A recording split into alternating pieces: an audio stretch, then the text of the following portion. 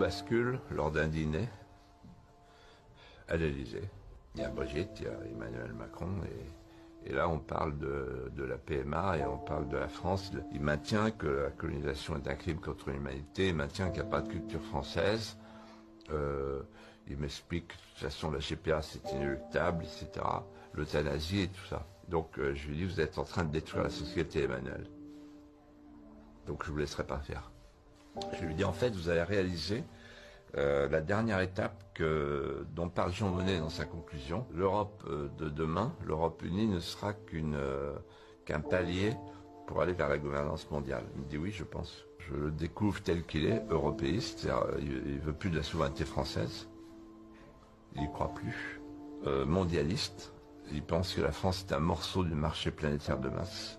Et multiculturaliste, c'est-à-dire qu'il fait de la France un terrain d'expérimentation pour une société multiculturelle, donc multiconflictuelle. Donc cet homme est dangereux. C'est un déconstructeur. L'autorité a disparu.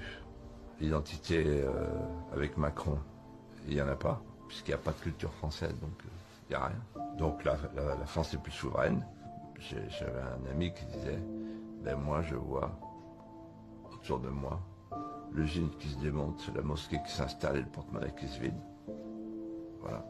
En fait, c'est un alchimiste. Alors il y a Brigitte qui regarde les cornus. Vous croyez que c'est volontaire? Ah oui, tout à fait. Il n'a pas le goût de la France. Il a le goût du monde. C'est un Young Global Leader de Davos. C'est un mondialiste, profondément mondialiste. Il est fasciné par les GAFA, tout ça. Il ne faut jamais oublier une chose. C'est Emmanuel McKinsey. Quand on disait, pour arrêter la pandémie, il faut rétablir les frontières, il disait, le virus n'a pas de passeport. Le passé récent a démenti tout ce que croyait et contredit tout ce que croyait Macron.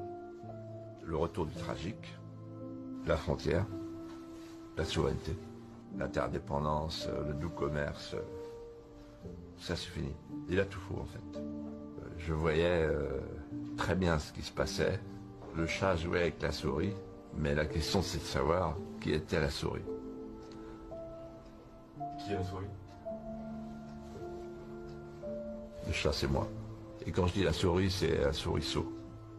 C'est un enfant.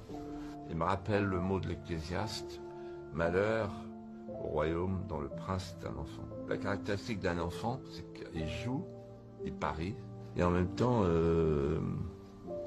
il casse son jouet. Donc je l'ai observé.